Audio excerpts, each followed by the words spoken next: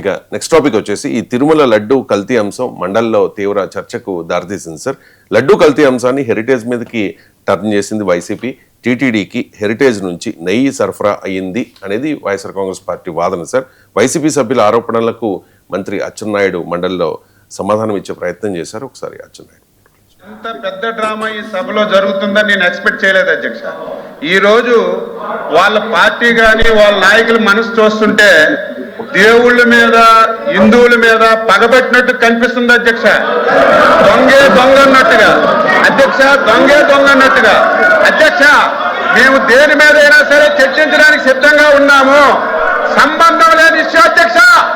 అసలు సంబంధమే ఉంది. హెరిటేజ్ కంపెనీకి తిరుపతి లడ్డీకి సంబంధమే ఉంది. ఒకవేళ అధ్యక్ష మీరు కూడా మా లైన్లోకి రావాలి. ఉదయం నుంచి డిస్టర్బ్ చేస్తున్నారు అధ్యక్ష. ఒక్క ఆధారం హెరిటేజ్ కి ఈ లడ్డూలో సంబంధం ఉందని ఒక ఆధారం చెప్పండి అధ్యక్ష.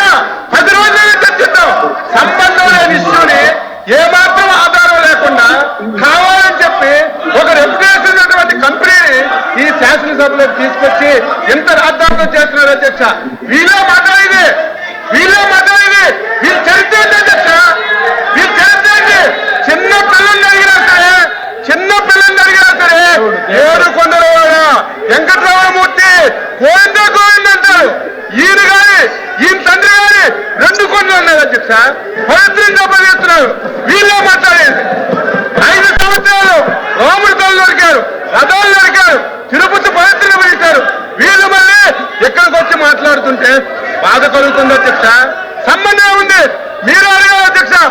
మీరు కూడా ఒక ప్రతిపక్ష పార్టీ వైసీపీ మీద అప్పటి జగన్ ప్రభుత్వం మీద గొడ్డుకోవు పందికోవు రకరకాల కామెంట్స్ చేశారు కదా సార్. ఒక రకంగా వైసీపీ డిఫెన్స్లోకి వెళ్ళిపోయింది. ఇప్పుడు అటాకింగ్ మోడ్లోకి వచ్చేసినట్టుగా కనిపిస్తోంది సార్. ఇప్పుడు ఈ తిరుమల లడ్డు కల్తీ జరిగింది అని మీరు చెప్తూ ఉన్నారు కదా. హెరిటేజ్ నుంచి నెయ్యి వెళ్ళింది. హెరిటేజ్ అంటే చంద్రబాబు నాయుడు ఫ్యామిలీకి చెందిన సంస్థ కదా.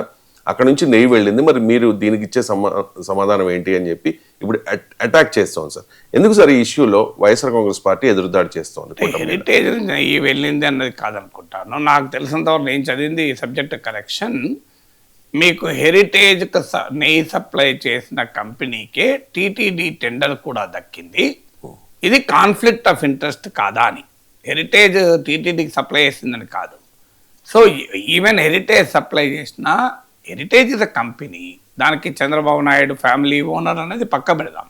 It is a company registered under companies law. నిజంగానే ఇప్పుడు టీటీడీ ఒక టెండర్ వేస్తున్నాయి. హెరిటేజ్ పాల్గొనవచ్చు, తప్పేముంది? హెరిటేజ్ పాల్గొనకూడదు అని ఉందా? హెరిటేజ్కు తప్పుడుగా కనుక కాంట్రాక్ట్ ఇస్తే అప్పుడు ప్రశ్నించాలి. ఆ కాంట్రాక్ట్ను హెరిటేజ్ ఉల్లంఘిస్తే ప్రశ్నించాలి. హెరిటేజ్ కల్తీని సప్లై చేస్తే ప్రశ్నించాలి తప్ప హెరిటేజ్ అదొక వ్యాపార సంస్థ, అది ఆంధ్రప్రదేశ్లో వ్యాపారమే చేయకూడదు అంటే ఎట్లా? ఇప్పుడు రేపు ఉదాహరణకు ఆంధ్రప్రదేశ్లో చంద్రబాబు నాయుడు ముఖ్యమంత్రిగా ఉన్నారు, నారా లోకేష్ మంత్రిగా ఉన్నారు. నారా లోకేష్ కూడా అందులో పార్ట్నర్, భువనేశ్వరి దానికి ఓనరు, భువనేశ్వరి వాళ్ళ కుటుంబం ఓనరు. అందుకొరకు ఆంధ్రప్రదేశ్లో హెరిటేజ్ వ్యాపారం చేయకూడదు అంటే ఎట్లా? ఇప్పుడు రాజకీయ నాయకులు అలాంటప్పుడు వ్యాపారాలు చేయకూడదు కదా. ఇప్పుడు జగన్మోహన్ రెడ్డి ముఖ్యమంత్రిగా ఉన్న సమయంలో భారతీయ సిమెంట్ వ్యాపారం చేయలేదా? అయితే రాష్ట్ర ప్రభుత్వ కాంట్రాక్ట్లకు భారతీయ సిమెంట్ టెండర్ వేసి వాళ్ళు కనుక ఆ కాంట్రాక్ట్ తెచ్చుకున్నారనుకోండి, ఈ కాన్ఫ్లిక్ట్ ఆఫ్ ఇంట్రెస్ట్ వస్తుంది. సో సాధారణంగా ఏమవుతుంది అంటే కాన్ఫ్లిక్ట్ ఆఫ్ ఇంట్రెస్ట్ రాకూడదు అంటే ప్రభుత్వ లావాదేవీలతో ముఖ్యమంత్రి కుటుంబ కంపెనీ పాల్గొనకపోతే అది శ్రేయస్కరం. కానీ పాల్గొన్నంత మాత్రానే ఏదో అవినీతి జరిగిందని మనం కంక్లూషన్కి రాలేము. అది ఎస్టాబ్లిష్ మాత్రం చేయాలి ఒకటి. తర్వాత ఇక్కడ ఇక హెరిటేజ్కు టీటీడీకి ఒకే కంపెనీ నెయ్యి సప్లై చేస్తుంటే నేరం కాదు కదా. అప్పుడు మనము ఒక ఇల్లు కట్టుకుంటాం, ఆ ఇంటికి కావాల్సినటువంటి ఐరన్ టీడీపీ వాళ్ళు వైసీపీ వాళ్ళు కూడా ఒకే కంపెనీ టాటా ఐరన్ కొనొచ్చు. సో టీడీపీ వాళ్ళు టాటా ఐరన్ కొంటే బీటా ఐరన్ వైసీపీలు కొనాలని రూల్ ఉంటుందా? నాకు అర్థం కాని విషయం. ఇప్పుడు నెయ్యి సప్లై చేసేవాడు టీటీడీకి హెరిటేజ్ కూడా ఒక్కరే ఉండవచ్చు. అందువల్ల ఆ ఇన్సిన్యువేషన్ అనేది కరెక్ట్ కాదు. ఫండమెంటల్ క్వశ్చన్ ఏంటంటే హెరిటేజ్కు రాష్ట్ర ప్రభుత్వం ఏదైనా ఫేవర్ చేసిందా? ఆ ఎవిడెన్స్ ఉంటే ఖచ్చితంగా ప్రశ్నించాలి. హెరిటేజ్కు టీటీడీ ఏదైనా ఫేవర్ చేసిందా దాన్ని ప్రశ్నించాలి. అందువల్ల అక్కడ హెరిటేజ్ను తీసుకురావడము ద్వారా రైజ్ చేయాల్సే అంశం అనేది దట్ ప్యూర్లీ పొలిటికల్ అంశం. ఇక మీరన్న క్వశ్చన్కు తిరుమల లడ్డు పైన ఎందుకు వైసీపీ అఫెన్స్లోకి వచ్చింది అంటే దానికి కారణము కల్తీ జరిగింది అనే దానికి పరిమితం కాకుండా కల్తీలో ఏం జరిగిందని ముఖ్యమంత్రి ఏ విచారణ లేకుండా ఏది ఆధారం లేకుండా చెప్పడం వల్ల స్టార్ట్ అయింది. మీకు సస్పెక్టెడ్ అడల్టరెన్స్ అన్నప్పుడు సస్పెక్టెడ్ అనుంటే ఇంతదాకా పంచాయతీ వచ్చేదే కాదు. సస్పెక్ట్ అడల్టరెన్స్ అనకుండా కలిసిపోయింది, స్పష్టంగా కలిసినట్లుంది అని లోకేష్, పవన్ కళ్యాణ్, చంద్రబాబు నాయుడు అందరూ నొక్కి చెప్పారు. తర్వాత వాళ్ళ సిట్ నివేదికలోనే కలిసిందని చెప్పలేదు. ఎన్డీడీబీ రిపోర్ట్ కోట్ చేస్తారు, ఎన్డీడీబీ రిపోర్ట్లో సస్పెక్టెడ్ అనే ఉంది, కలిసిందని లేదు. అందువల్ల ల్యాబ్ రిపోర్ట్లకు భిన్నంగా ముఖ్యమంత్రి మాట్లాడడం వల్ల చిన్న సమస్య. ముఖ్యమంత్రి తర్వాత ఉప ముఖ్యమంత్రి లోకేష్ అందరూ మాట్లాడడం వల్ల చిన్న సమస్య. అక్కడ దే లాస్ట్ ద గ్రౌండ్ కూటమి. సింథటిక్ గీ అనేది ఇది కెమికల్స్తో కల్తీ జరిగింది అనేది రెండవ వాదన.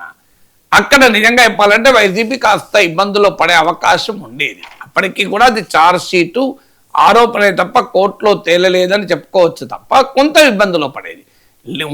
ఇక్కడ సిట్ నివేదికలు కూడా లేనిది చెప్పడం వల్ల సమస్య వచ్చింది. అప్పుడు అక్కడితో ఆగితే బాగుండేది. దాన్ని సమర్థించుకోవడానికి బాత్రూమ్ కెమికల్స్ కూడా మాట్లాడాడు చీఫ్ మినిస్టర్. బాత్రూమ్ కెమికల్స్తో ఎవరికైనా బాత్రూమ్ కెమికల్స్తో లడ్డు చేస్తే మనుషులు బతుకుతారా, యాసిడ్తో లడ్డు చేస్తారా అనే క్వశ్చన్ ఎవరికైనా వస్తుంది. బాత్రూమ్ కెమికల్తో లడ్డు చేయడం ఏంటి అని ప్రాక్టికల్గా మరి మాకైతే డెమాన్స్ట్రేట్ ఎవరైనా చేసి చూపెట్టాలి, ఎట్లా చేస్తారు నాకైతే తెలియదు. బాత్రూమ్ కెమికల్ ఫినాయిల్తో యాసిడ్లతో లడ్డులు ఎట్లా చేస్తారండి, నాకు నిజంగా ఇప్పటికీ అర్థం కాని అంశం అది. సో అది కూడా అన్నాడు ముఖ్యమంత్రి. అక్కడితో ఆగింది. హోమ్ మినిస్టర్ అయితే ఆరోగ్య సమస్యలు వచ్చాయన్నాడు.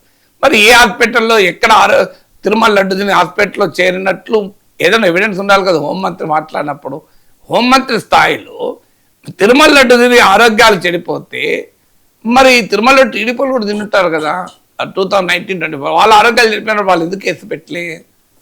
మాకు డౌట్ వస్తుంది, మేము తిరుమల లడ్డు తిని మాకు విరోచనాలైనా తిరుమల లడ్డు తిని మాకు వాంతులైనాయి అని కేసు పెట్టినారు ఎప్పుడన్నా? పోనీ కేసు పక్క పెట్టు, తిరుమల లడ్డు వల్ల ఆరోగ్య సమస్యలని ఎక్కడన్నా ఈనాడులో ఆంధ్రజ్యోతిలో వార్త వచ్చింది ఎప్పుడైనా? మరి హోమ్ మినిస్టర్ ఎట్లా చెప్తారు? సో మీరు ఒక దాన్ని డిఫెండ్ చేసుకోవడానికి ఇంకెక్కడికో పోయి అక్కడ కాలే. శ్రీశైలం లడ్డులో కలితే ఇప్పటివరకు ఎఫ్ఐఆర్ దాఖలు చేసిన మనైతే మీడియాలో చూడలే. సాక్షాత్తు ముఖ్యమంత్రి శ్రీశైలం లడ్డూలో ఆ కల్తీ జరిగింది అన్నారు. ఇప్పటి వరకు what is the action taken? ఏమైనా కేసు వేసారా? కేసు పెట్టారా? సిట్ అపాయింట్ చేశారా? నథింగ్ కదా. అరే మీరు ఏమి లేకుండా వట్టిగా నేర్చుకుని పోతే అన్యాయం కదా ఇది. శ్రీశైలం లడ్డు కల్తీ అయిపోయిన తర్వాత మనకు ఇక ఈనాడులోనో జ్యోతిలోనో పతాక వార్త, కాళహస్తి, ద్వారకా, తిరుమల లిస్ట్ అంతా అక్కడ కూడా కల్తీ జరిగింది. మరి దాని మీద కేసు పెట్టారు ఇప్పటివరకు? ఇప్పుడు శ్రీశైలం లడ్డూలో కల్తీ జరిగిందన్నది శ్రీశైలం దేవస్థానం ఈవో చెప్పాడా? శ్రీశైలం దేవస్థానం చైర్మన్ చెప్పాడా? వాళ్ళు ఎవరన్నా ఎఫ్ఐఆర్ కేసు పెట్టారా పోలీస్ స్టేషన్లో? మరి ముఖ్యమంత్రి ఎలా చెప్తున్నారు శ్రీశైలం లడ్డూ కల్తీ జరిగిందని? ఏ ల్యాబ్ చెప్పారు? పోనీ ఏదైనా ల్యాబ్ శ్రీశైలం లడ్డూలో కల్తీ జరిగిందని which lab has given answer చెప్పాను నాకు. ఏదో ఒక ల్యాబ్ ఉండాలి. ఇప్పుడు కనీసం తిరుమల లడ్డూలోనైనా కల్తీ జరిగిందన్న అనుమానం ఎనిమల్ ఫ్యాట్తో ఎన్డీడీబీ రిపోర్ట్లో సస్పెక్టెడ్ అని ఉంది. శ్రీశైలం లడ్డు పైన ఏ ల్యాబ్ రిపోర్ట్లో ఏముంది చెప్పండి అంటే ఏ ల్యాబ్ రిపోర్ట్ ఉండదు, ఏ కేసు పెట్టము, ఏ విచారణ చేయము మేము అంటాము. అంటే జనం ఎట్లా యాక్సెప్ట్ చేస్తారు? ఇదంతా వైసీపీకి ఎదురుదాడికి అవకాశాన్ని ఇస్తున్నారు మీరే. ఇప్పుడు వాళ్ళు అడగడానికి స్కోప్ ఉంటుంది కదా. మీరు ఏదైనా బేస్ లేకుండా అక్కడికి ఆగకుండా కాళహస్తి, ద్వారకా, తిరుమల ఆంధ్రప్రదేశ్లో ప్రతి దేవాలయాన్ని పట్టుకొచ్చి దేవుని ప్రసాదాన్ని మీద దాడి జరుగుతుంటే అది అవకాశం ఉండదా? సో ఇప్పుడు జరిగినంత మాత్రానే ఉంటే ఇబ్బంది ఏం లేదు. ఇప్పుడు ఉదాహరణకు మిమ్మల్ని ఎవరు కత్తితో మీకు ఒక్కసారి బాగా కొడతారు మన రాడుతో, మీరు దెబ్బ తగ్గుతుంది కాళ్ళకు చేతులకు. సో అప్పటి వరకు మీ కొట్టిన వాడిని తిడతారు. మీరు వెళ్ళి వాడు ఇంకోటి పొడవండి, అప్పుడు ఉల్టా అవుతుందా కదా? వాడు పొడుతుంది అంటే ఇది పోతుంది, అది పెరుగుతుంది. సో అసలుని పక్కకు పెట్టి మీరు ఎక్కడెక్కడికో తీసుకెళ్ళి దాన్ని గొడ్డుకో పందికోతో ఆగకుండా బాత్రూమ్ కెమికల్స్ అని, శ్రీశైలం లడ్డు అని, శ్రీకాళహస్తి ప్రసాదం అని, ద్వారకాధర ప్రసాదం అని ఎక్కడెక్కడికో దాన్ని పట్టుకెళ్ళిపోతే వైసీపీలు ఏం చేద్దాం హెరిటేజ్ పట్టుకొచ్చారు. సో అందువల్ల మీ రాజకీయాల కొరకు దేవాలయాల్ని, దేవుని ప్రసాదాల్ని ఇలా నిరంతరం అప్రతిష్టపాలు చేస్తూ ఉండండి. ప్రజలు నిర్ణయిస్తారు ఆఖరికి ఇదేం దుర్మార్గం అయ్యా అని.